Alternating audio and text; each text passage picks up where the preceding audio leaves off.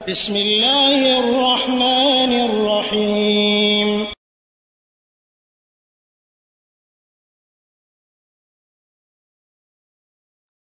ওয়ালাইকুম আসসালাম রহমতুল্লাহ বারাকাতুহ। নাগেশ্বরী কুড়িগ্রাম থেকে ভাই শামীম হাসান উজ্জ্বল ভাই একটি প্রশ্নে বলেছেন যে কেউ মারা গেলে তাকে দাফন করার পর সেখানে সূরা ফাতিহা, সূরা ইখলাস, দরুদ শরীফ, কোরআনের অন্য সূরা পাঠ করা এটা কতটুকু শরীয়ত সম্মত এবং সেখানে দাফনকারী ব্যক্তির সওয়াব কী রকম সম্পর্কে একটা হাদিস তিনি বলেছেন, এটা জানতে চেয়েছেন। আলহামদুলিল্লাহ ওয়াসসালাতু ওয়াসসালামু আলা রাসূলিল্লাহ, আম্মা বা'দ। সম্মানিত ভাই,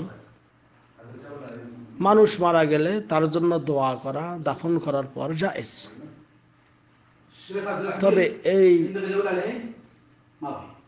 তবে এই দোয়াটা সবাই একা একাই করবে।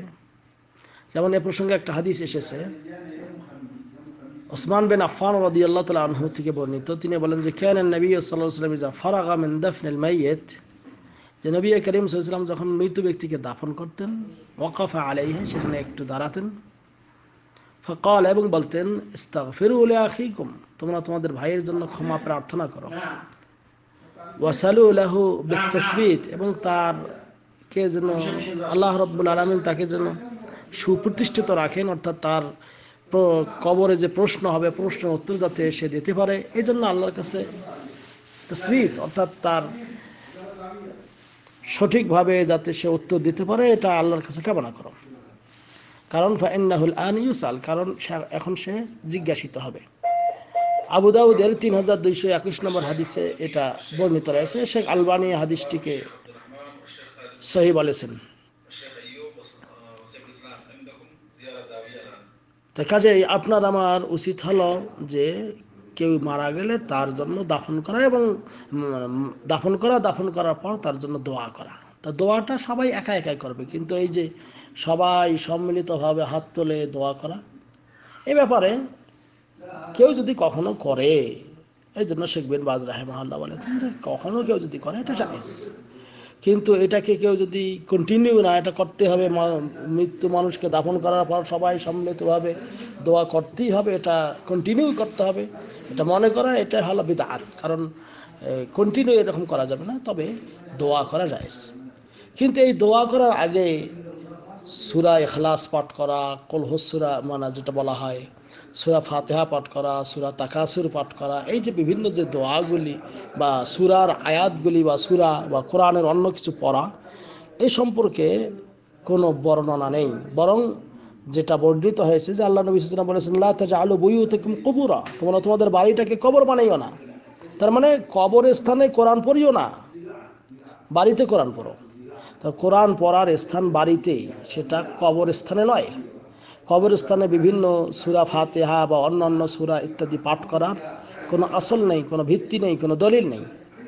কাজে আমাদের যে সমস্ত ওলামায়ে কেরাম বা হুজুররা এই প্রবণতা গ্রহণ করেছেন, এইগুলো থেকে দূরে থাকতে হবে, বরং তার জন্য দোয়া করা যাবে। আর মানুষ মারা গেলে সব আমল বন্ধ হয়ে যায়, 3 প্রকার আমল করে গেলে জারি থাকে, এবং তার মধ্যে একটি হলো আও ওয়ালাদিন সালিহান ইয়াদউ লাহ, কেউ যদি নেক সন্তান রেখে যায় এবং সে যদি দোয়া করে, শুধু নেক সন্তানে নয়, এমনকি কোরআনুল কারীমের বিভিন্ন আয়াত দিয়ে আরও প্রমাণিত যে আমরা মুসলমান ভাইয়ের জন্য দোয়া করলে সেটাও লাগবে। তাই এই দোয়া করা এটা জায়েজ, এটা উপস্থিত মানে যে সমস্ত লোক ওখানে থাকবেন তারা, অথবা কেউ যদি দূরেও থাকেন তারাও যদি ওই মৃত ব্যক্তির জন্য দোয়া করেন, এই দোয়া আল্লাহ রাব্বুল আলামিন কবুল করবেন, তাতে কোনো সন্দেহ নেই।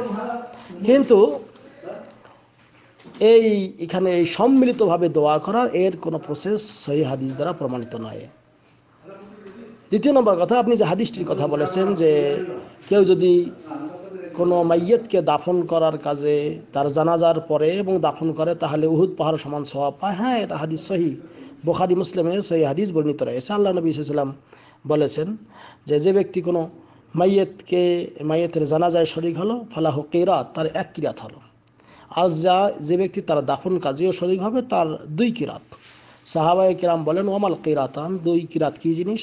তিনি কি বললেন, মাসালুল জাবালাইন আল আজিমাইন, অথবা মাসালুল জাবাল আল উহুদ, দুই ধরনের হাদিস আছে যে দুইটি মস্ত বড় পাহাড় সমান অথবা উহুদ পাহাড় সমান সওয়াব তার আমলনামায় লেখা হবে।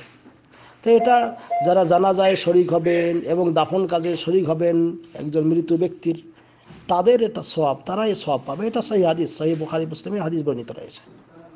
কিন্তু এই কবরস্থানে যে সেখানে বিভিন্ন সূরা ইত্যাদি পাঠ করা, এগুলোর কোনো বৈধতা নেই। তবে কবরবাসীর জন্য দোয়া করা যাবে যে আল্লাহুম্মা গফির লিহাইয়িনা মাইয়িতিনা ওয়া শাহিদিনা গায়বিনা, এটা অথবা আসসালামু আলাইকুম ইয়া আহলাদ দিয়ার মিনাল মুমিনিনা ওয়াল মুসলিমিন ইয়াগফিরুল্লাহু লানা ওয়া লাকুম আনতুম সালাফুনা ওয়া নাহনু বিল আসর।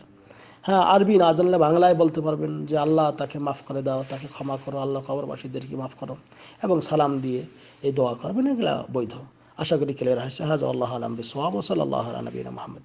আসসালামু আলাইকুম ওয়া রাহমাতুল্লাহ।